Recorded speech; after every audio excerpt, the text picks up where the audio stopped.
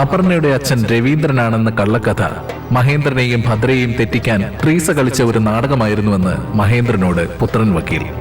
ഇതെല്ലാം ട്രീസയുടെ കളിയാണെന്ന് മഹേന്ദ്രൻ മനസ്സിലാക്കണമെന്നും അവരെ രക്ഷിക്കണമെന്നും മഹേന്ദ്രനോട് പുത്രൻ വക്കീൽ. തന്റെ ഭാര്യയെപ്പറ്റി തനിക്ക് അറിയാമെന്നും അതുകൊണ്ട് കൂടുതലായൊന്നും പറയാതെ പുറത്തു പോകണമെന്നും പുത്രനോട് മഹേന്ദ്രൻ.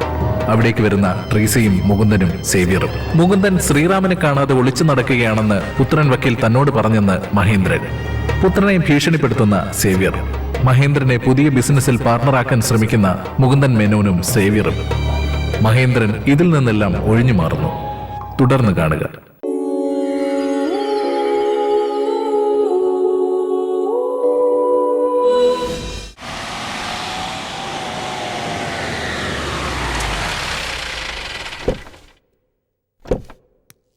എടാ ശംഭു, ദേ അവിടെ ഇരിക്കുന്ന ആ പെട്ടിയും പ്രമാണം എടുത്ത് അകത്തേക്ക് വെക്കേ.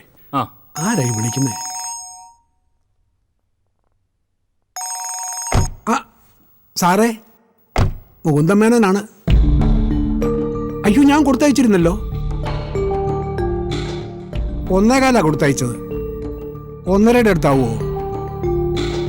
ഇച്ചിരി ഷോർട്ടേജ് ഉണ്ടായിരുന്നു, അതുകൊണ്ടാ. ഞാൻ നാളെ അല്ലേ മറ്റന്നാൾ നോക്കാം. മറ്റന്നാൾ സൺഡേ ആണല്ലേ? Okay, on Monday sir. Okay, thank you. അയ്യോ, ഇത് ആരാണോ? ബാഹുലയാ? ആ, പുത്രൻ വക്കീൽ വന്നിരിക്കുന്നുണ്ടെന്നോ? ആ, എന്നാ കൊടെ. ഞാൻ അവിടെ കൊണ്ട് തരാമെന്ന് തന്നോട് എത്ര പ്രാവശ്യം പറഞ്ഞു. എന്റെ ആഫീസിൽ വരാമെന്നേ. ഇങ്ങനെയുണ്ടോ? ഞാൻ വിളിക്കാടോ. നിഖിൽ, ദേ അച്ഛൻ വന്നു. മോളെ, അപ്പു, തങ്കക്ക, മീനാക്ഷിയോ? അപ്പു എവിടെ മോളെ? മേളിലുണ്ട്. അവക്ക് വേലക്കടൊന്നുമില്ലല്ലോ. ഇല്ല. ആരോഗ്യമൊക്കെ എങ്ങനെയുണ്ട്? അവള് മിടിക്കായിരിക്കുക. അയ്യോ, ഈ ചീനിച്ചിട്ടില്ല മോളെ? ഫിഷ് കറിയാ. കൊഞ്ചാണോ? ആ, അതെ. അയ്യാ, കൊടമ്പുള്ളി ഇട്ട് വെച്ചതാണോ? ആ. അമ്മായി പറഞ്ഞതെന്നായിരിക്കും. അഴുകിയേ സാറേ, പെട്ടി എവിടെ വെക്കണ്ടേ? ആ പെട്ടി എന്റെ തലയിലേക്ക് വെക്കേ. എടാ, നീ എത്ര പ്രാവശ്യം ഇവിടെ വന്നിട്ടുണ്ട്? എന്റെ മുറി ഏതാണെന്ന് അറിയുമില്ല. അവിടെ കൊണ്ടുപോക്കിയ അല്ലേ? ശബരിമല കൊണ്ടുപോയി. ഇവനെയൊക്കെ എന്നതാ ചെയ്യേണ്ടതെന്ന് അറിയാം. മേലെ വെച്ചേക്ക്. മോളെ, അച്ഛൻ വന്നത് വളരെ ഇമ്പോർട്ടന്റ് ആയിട്ടൊരു കാര്യം പറയാനാ. എന്താ അച്ഛാ? നമ്മുടെ അപ്പുവിന്റെ അച്ഛനെ നല്ലൊരു എമണ്ടം വീട് വാടകയ്ക്ക് എടുത്തിട്ടുണ്ട്. നല്ല ഫസ്റ്റ് വീടാ. സിറ്റിന്ന് വിട്ടാ. ഞാൻ മോളിൽ കയറി നോക്കിയായിരുന്നു. അവിടെ നിന്ന് നമ്മുടെ സിറ്റി മുഴുവൻ കാണാം. നല്ല കടൽക്കാറ്റും കിട്ടും. ഈ പ്രഗ്നൻസി സമയത്തൊക്കെ താമസിക്കണമെങ്കിലേ ഇതുപോലുള്ള സ്ഥലത്ത് തന്നെ താമസിക്കണം. കാറ്റും വെളിച്ചവും പ്രകൃതി ഭംഗിയും. ഓ, എന്താ ഒരു കിണ്ണ സ്ഥലം അത്. പിന്നെ ഇതുവരെ അവക്ക് കിട്ടാതിരുന്ന അച്ഛന്റെ സ്നേഹം അതൊരു വലിയ കാര്യമാണ്. നിസ്സാര കാര്യമല്ല. പക്ഷേ അച്ഛാ, ഇപ്പൊ അപ്പു ഇവിടെ നിൽക്കട്ടെ. ഇവിടെ ഇപ്പൊ ഞാനുണ്ടല്ലോ. അല്ല മോളെ, അന്ന് അവളെ പിടിച്ച പിടിയാലെ ആ വീട്ടിൽ നിന്ന് വിളിച്ചിറക്കിക്കൊണ്ട് വന്നത് ഞാനാ. പക്ഷെ അന്നേരം സിറ്റുവേഷൻ വേറെ ആയിരുന്നു.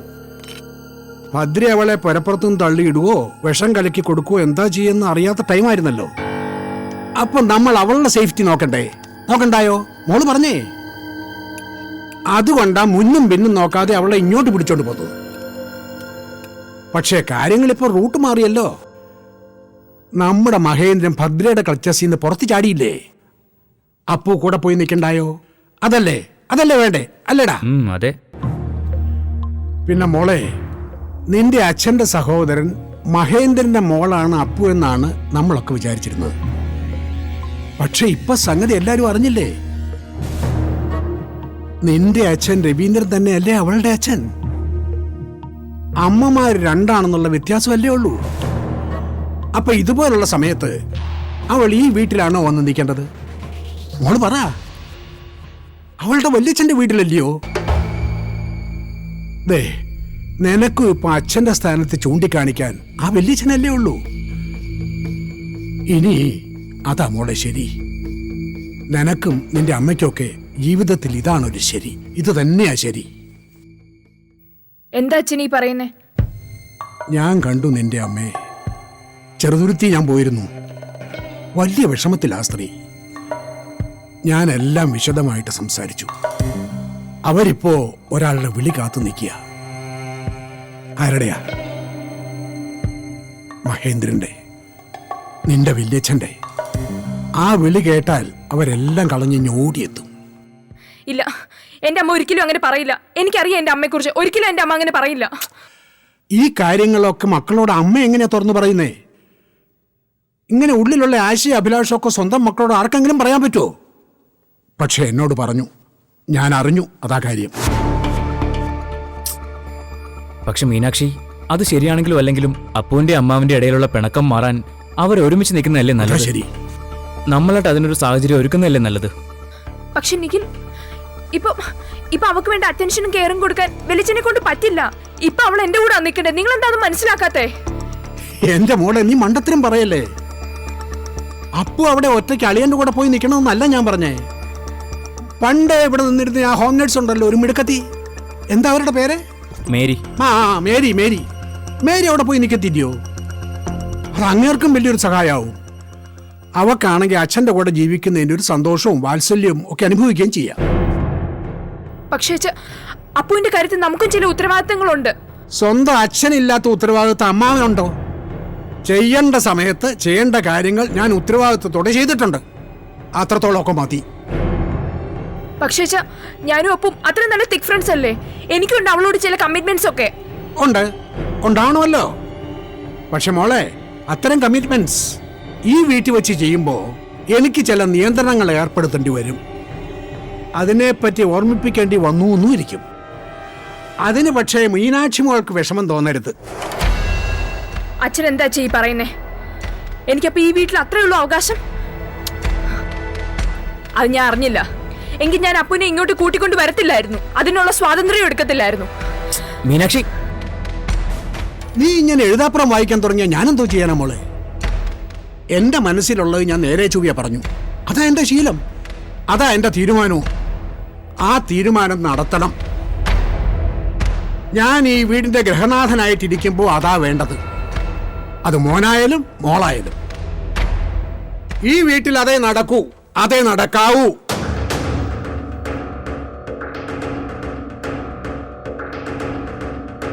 ആ, മോൾ ഇവിടെ വന്ന് നിൽക്കുകയായിരുന്നു. എന്താ ഇവിടെ പ്രശ്നം? എന്നെ ചൊല്ലിയാണോ ഈ വീട്ടിൽ പ്രശ്നം? എന്റെ മോളെ, ഒരു പ്രശ്നമില്ല. എന്തിനാ ഈ സ്റ്റെപ്പൊക്കെ ഇറങ്ങി താഴത്തേക്ക് അമ്മാവ, വന്നേ? ഒന്നുമില്ല, കാലിൽ നീര് വയ്ക്കത്തില്ലയോ? വാ, പതുക്കെ പതുക്കെ. ഈ സമയത്ത് വയറനങ്ങരുത്.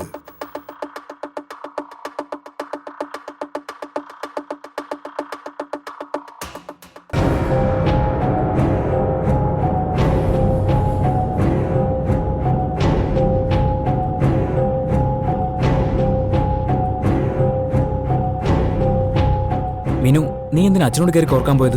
അച്ഛൻ എന്താ പറഞ്ഞത് നിഖിൽ കേട്ടതല്ലേ? എന്റെ അമ്മയെ പറ്റി, എന്റെ അച്ഛനെ പറ്റിയാ. അതാണോ വലിയ കാര്യം?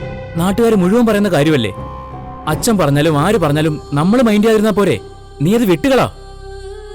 പക്ഷെ ഈ വീട്ടിൽ നിൽക്കുമ്പോൾ നമ്മൾ കുറച്ചുകൂടെ കെയർഫുൾ ആയിരിക്കണം, കുറച്ചുകൂടെ സഹകരിക്കണം. അച്ഛന്റെ സ്വഭാവം നിനക്കറിയാലോ. എന്ന് കരുതി ഞാനെന്ത് വേണം? ഞാൻ താമസിക്കുന്നത് എന്നെ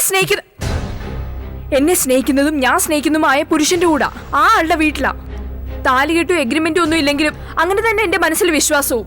ആ വിശ്വാസത്തിന്റെ പുറത്താ ഞാൻ ജീവിക്കുന്നത്. അപ്പൊ ആ വിശ്വാസത്തിന് എന്തെങ്കിലും പോറലേറ്റാ ഞാൻ ഹേർട്ടായെന്നിരിക്കും. ഇങ്ങനെയൊക്കെ പ്രതികരിച്ചൊന്നും ഇരിക്കും.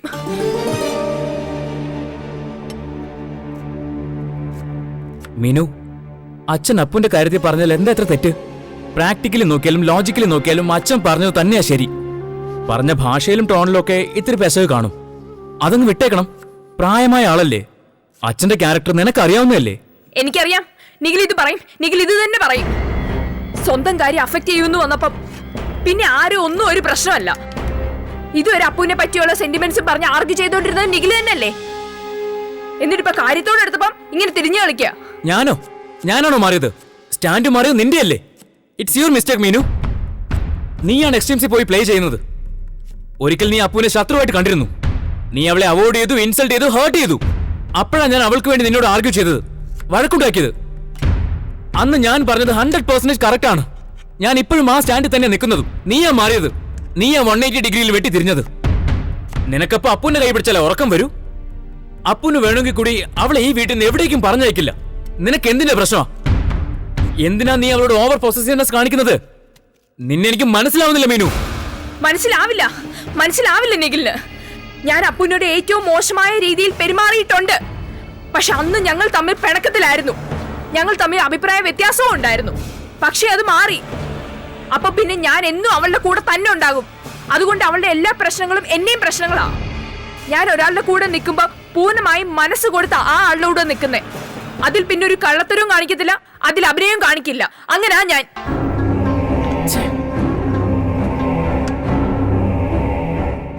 എന്തു പറഞ്ഞാലും ഇങ്ങനെ മനുഷ്യനെ ഇമോഷണൽ ആക്കി ബ്ലാക്ക്മെയിൽ ചെയ്യുന്ന കുറെ ഡയലോഗ് അടിച്ചോളൂ. മീനു, ഈ കാര്യത്തിൽ നിന്റെ വാശിക്കനുസരിച്ച് ഞാൻ നിന്ന് തരുന്ന പ്രശ്നമില്ല. അത് ഞാൻ തീരുമാനിച്ചു.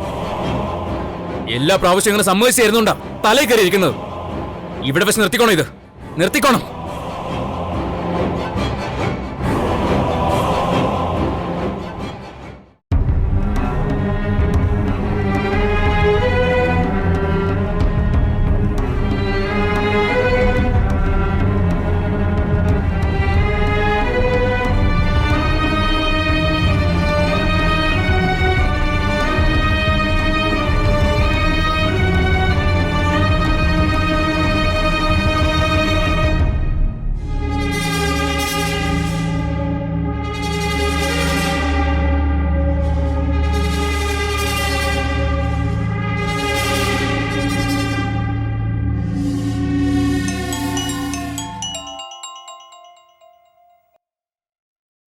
ഹലോ. Hello Sriram sir. എന്താ മീനാക്ഷി? സാർ എനിക്ക് വയ്യ സാർ. കാര്യങ്ങൾ വീണ്ടും പ്രശ്നമായിക്കൊണ്ടിരിക്കുക. എന്തു പറ്റി? ഇവിടെ ഇപ്പം നിഖിലിന്റെ അച്ഛൻ വന്നിട്ടുണ്ട്. അപ്പൂനെ അങ്ങോട്ട് വെളിച്ചിന്റെ വീട്ടിലേക്ക് കൂട്ടിക്കൊണ്ടു പോകുന്ന കാര്യങ്ങളൊക്കെയാ പറഞ്ഞുകൊണ്ടിരിക്കുന്നത്. അതൊരിക്കലും സമ്മതിക്കരുത് മീനാക്ഷി. അറിയാം സർ. പക്ഷേ അച്ഛൻ എന്ത് തീരുമാനിച്ചുറപ്പിച്ച ലക്ഷണമാ. എന്തായാലും അപ്പൂനെ കൊണ്ടുപോകും എന്ന ലൈനില്ല സംസാരം. ഒരുമാതിരി വേറിട്ട രീതിയിലൊക്കെയാ പറയുന്നത്. പേടിക്കണ്ട മീനാക്ഷി. മീനാക്ഷിക്ക് ഈ പ്രശ്നം സോൾവ് ചെയ്യാൻ പറ്റും. മുകുന്ദം വിചാരിച്ചാൽ അന്ന് ഒന്നും സംഭവിക്കില്ല. എനിക്ക് തോന്നുന്നില്ല സർ. നിഖിലിന്റെ ഭാഗത്ത് നിന്നുകൂടി ഇപ്പൊ എനിക്കൊരു സപ്പോർട്ടില്ല. നിഖിലും ഇപ്പം അപ്പു ഇവിടെ നിന്ന് പോകണമെന്ന് തന്നെ പറയുന്നത്. അതാ ഇപ്പൊ എന്നെ ഏറ്റവും അധികം വിഷമിപ്പിക്കുന്നത്. അപ്പോ എനിക്കറിയില്ല സർ. അവൾ ആകെ ആടി നിൽക്കുക. ഇപ്പൊ അച്ഛൻ അപ്പുവിനോട് സംസാരിക്കാൻ വേണ്ടി വിളിച്ചോണ്ട് പോയിരിക്കുക. മീനാക്ഷി, ആര് ശ്രമിച്ചാലും ഒന്നും ചെയ്യാൻ പറ്റില്ല. നിന്റെ കൺട്രോളിലായിരിക്കും കാര്യങ്ങൾ. നീ തീരുമാനിക്കുന്നത് പോലെ നടക്കണം കാര്യങ്ങൾ. പക്ഷെ സർ, ഒന്നും പറയണ്ട. നിന്റെ ഫ്രണ്ടാണ് അപ്പു. നീ സ്നേഹിക്കുന്ന പുരുഷനാണ് നിഖിൽ. നിനക്കവരെ കാര്യങ്ങൾ പറഞ്ഞ് മനസ്സിലാക്കാൻ പറ്റണം. പറ്റും. ഒരു കാരണവശാലും അവൾ ഈ വീട്ടിൽ നിന്ന് പോകരുത്. പോയാലുണ്ടാവുന്ന ഭവിഷ്യത്ത് അറിയാലോ. ഇനി വെറും 3 മാസം നമ്മൾ വളരെ കെയർഫുൾ ആയിരിക്കണം. ഞാൻ അറിയാതെ ഒന്നും അവിടെ സംഭവിക്കരുത്. സംഭവിക്കാൻ പാടില്ല. അത് മീനാക്ഷിയുടെ ഉത്തരവാദിത്തമാണ്. ഞാനിപ്പോൾ വിശ്വസിക്കുന്നതും ഡിപ്പെൻഡ് ചെയ്യുന്നതും മീനാക്ഷിയാണ്. അറിയാലോ കാര്യങ്ങൾ. ശരി സർ. ശരിയെന്നാ.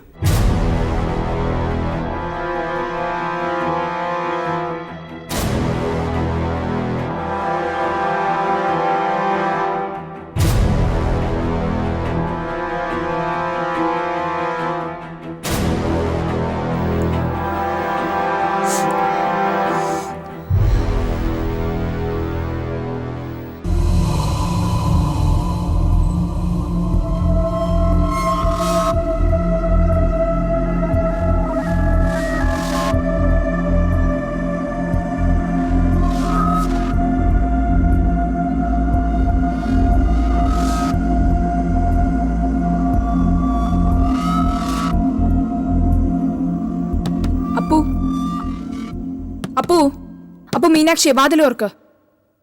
അപ്പു അപ്പു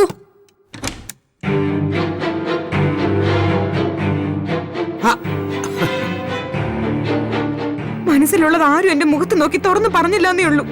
പക്ഷെ എല്ലാവരുടെയും മനസ്സിൽ അത് തന്നെയായിരുന്നു. ആർക്കും വേണ്ടാത്ത ഈ ജന്മം എനിക്ക് മതിയായി. ഒരഭയാർത്ഥിയെ പോലെ ഇനി ഇവിടെ ഇങ്ങനെ അടിഞ്ഞുകൂടാൻ വയ്യ വയ്യ. അപ്പു മീനാക്ഷി വാതിലോർക്ക്. അപ്പു അപ്പു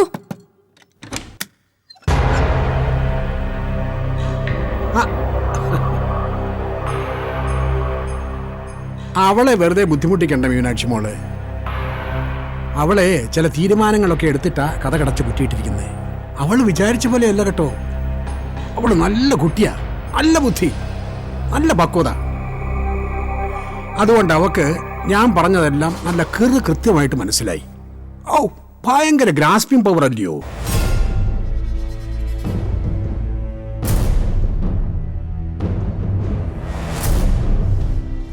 എന്തോ നമ്മളിങ്ങനെ കണ്ണു തുറിച്ചു നോക്കുന്നേ.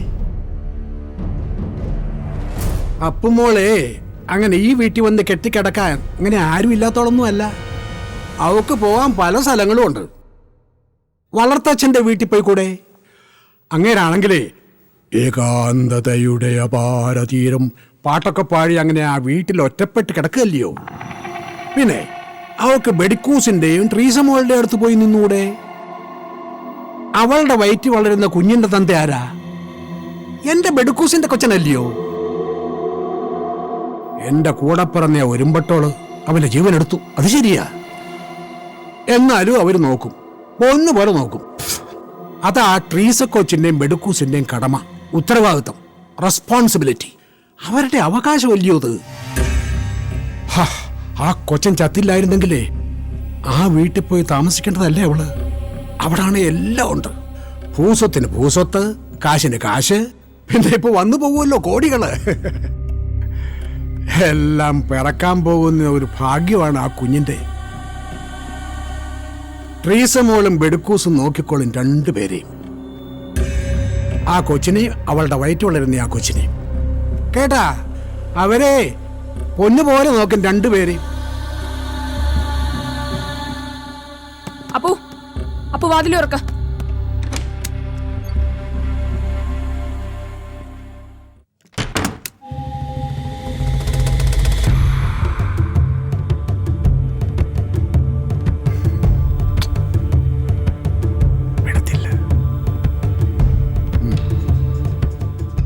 അപ്പൊ നീ എന്താ ഈ കാണിച്ചു കൂട്ടുന്നേ?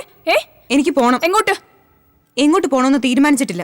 എവിടുന്നാ വന്നത്, ആര് കാരണമോ എങ്ങനെയാണെന്നൊന്നും കൃത്യമായിട്ട് ഇതുവരെ അറിയത്തില്ല. തൊട്ടു മുമ്പിൽ നിന്നവർ അഭിനയിച്ചതും കാട്ടിക്കൂട്ടിയതൊന്നും അറിയാതെ ഇത്രയും നാൾ ഒരു പൊട്ടിയെ പോലെ ഞാൻ ജീവിച്ചില്ല. നീ എന്താ ഇപ്പൊ ഇങ്ങനൊക്കെ പറയുന്നേ? എന്താ ഇപ്പൊ ഇങ്ങനെ? എനിക്ക് ഇതൊക്കെ ഇപ്പോഴെങ്കിലും ഒന്ന് പറയണം. ജനിപ്പിച്ചവർക്കും വേണ്ടായിരുന്നു, വളർത്തിയവർക്കും വേണ്ടായിരുന്നു, ആർക്കും വേണ്ടായിരുന്നു. ഉള്ളിൽ ശപിച്ചുകൊണ്ട് എല്ലാവരും എന്നോട് സ്നേഹം കാണിച്ചത്. മനസ്സിലുള്ളത് ആരും എന്റെ മുഖത്ത് നോക്കി തുറന്നു പറഞ്ഞില്ല എന്നേ ഉള്ളൂ. പക്ഷെ എല്ലാവരുടെയും മനസ്സിൽ അത് തന്നെയായിരുന്നു. ആർക്കും വേണ്ടാത്ത ഈ ജന്മം എനിക്ക് മതിയായി. ഒരഭയാർത്ഥിയെ പോലെ ഇനി ഇവിടെ ഇങ്ങനെ അടിഞ്ഞുകൂടാൻ വയ്യ വയ്യ. അഭയാർത്ഥിയോ? അപ്പോ ആരും നിന്നോട് ഇങ്ങനൊക്കെ പറഞ്ഞേ? ആര് പറഞ്ഞാലെന്താ? പറയുന്നത് സത്യമല്ലേ? എനിക്കറിയാം, ഞാൻ അതായിരുന്നു എല്ലാ സ്ഥലത്തും. എന്റെ ഏറ്റവും വലിയ വിഷമം അതല്ല. എന്റെ വയറ്റിൽ വളരുന്ന കുഞ്ഞിനെ കൂടി ഞാൻ അങ്ങനെയാക്കി മാറ്റുക. ഞാൻ അറിഞ്ഞതും അനുഭവിച്ചതും ഒക്കെ തന്നെ അനുഭവിക്കാനാ അതിന്റെ യോഗം. അതിന് ഞാൻ കാരണമാണെന്ന് അറിയുമ്പോ അതാ എന്റെ പേടി. അപ്പൊ നീ ഇങ്ങനെ വിഷമിക്കാതെ. അതിന് മാത്രം ഇവിടൊന്നും സംഭവിച്ചിട്ടില്ലല്ലോ. ഇപ്പൊ ഒന്നും സംഭവിച്ചിട്ടില്ല. സംഭവിച്ചതൊക്കെ പണ്ട് പലരും ചെയ്തതിന്റെയും ചെയ്തു കൂട്ടിയതിന്റെ ഒക്കെ ഇപ്പൊ ഞാൻ അനുഭവിക്കുന്നത്. എന്റെ വയറ്റിൽ വളരുന്ന കുഞ്ഞിനെങ്കിലും എനിക്ക് ഈ വിധിയിൽ നിന്ന് രക്ഷപ്പെടുത്തണം. രക്ഷപ്പെടുത്തേ പറ്റൂ. ഞാൻ പോവാ. അപ്പോ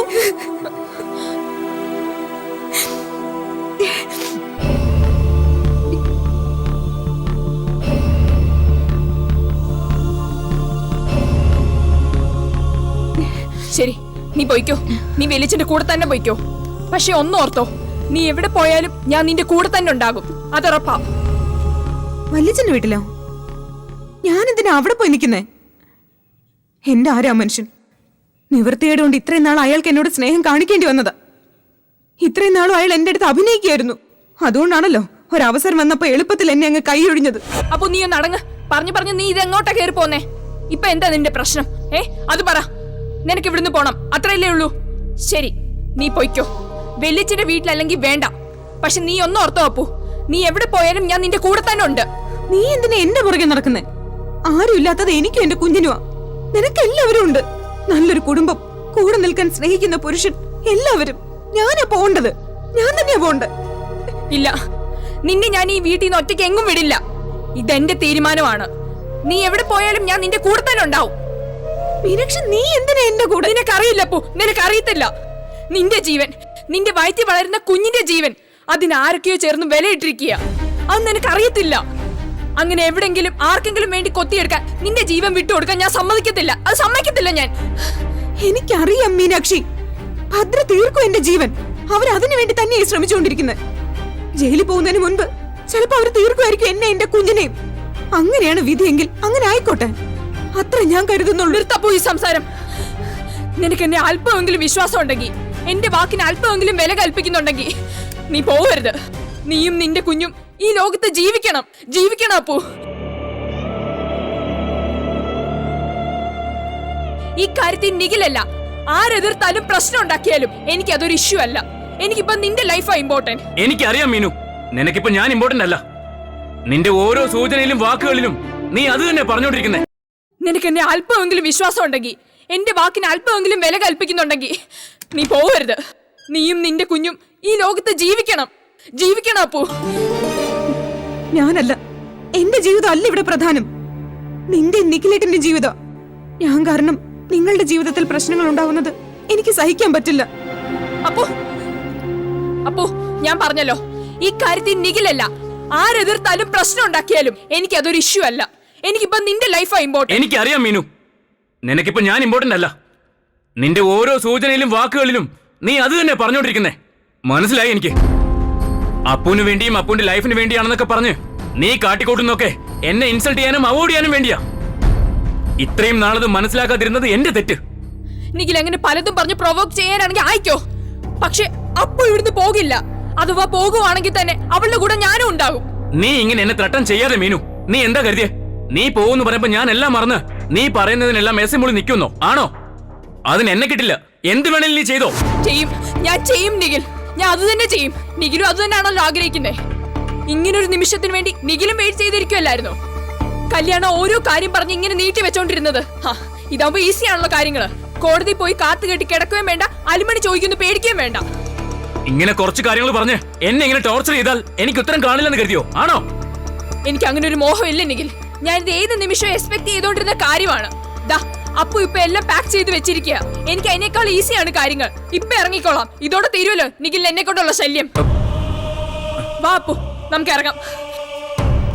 മീനാക്ഷി, നീ ഇങ്ങനെ ഇമോഷണൽ ആയിട്ടൊന്നും കാണണ്ട. ഞങ്ങളുടെ അത്ര ഒരു റിലേഷൻ ആയിരുന്നു. എപ്പോ വേണമെങ്കിലും എങ്ങനെ വേണമെങ്കിലും പൊട്ടിച്ചെറിയാവുന്ന ഒരു റിലേഷൻ. അതുകൊണ്ടാണല്ലോ നീ ഇവിടെ നിൽക്കുന്നതിന്റെ ഒറ്റ പേരിൽ അതിങ്ങനെ ചെന്ന് അവസാനിക്കുന്നേ. മീനാക്ഷി ഒന്ന് നിർത്ത്.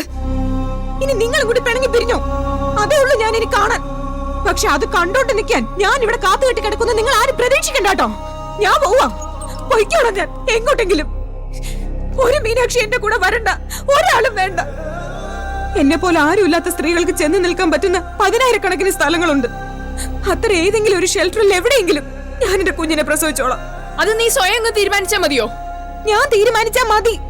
അല്ല തന്നെ ഞാൻ എന്തിനാ ഇങ്ങനെ ജീവിക്കുന്നത്? ആർക്കും വേണ്ടാത്ത 2 ജീവനല്ലേ? ഇത്ര കഷ്ടപ്പെട്ടും ബന്ധപ്പെട്ടും സംരക്ഷിച്ചിട്ട് എന്ത് കിട്ടാനാ? എന്ത് കിട്ടാനാ? ഞാൻ അനുഭവിച്ചതുപോലെ അപമാനം സഹിച്ചും അനാഥയായിട്ട് വളരാനാണ് ഈ കുഞ്ഞിന്റെ വിധിയെങ്കിൽ എന്തിനാ അങ്ങനെ ഒരു ജീവിതം ഞാനായിട്ട് ഒരുക്കി കൊടുക്കുന്നത്? അങ്ങ് തീർത്തുകളെന്നല്ലേ നല്ലത്.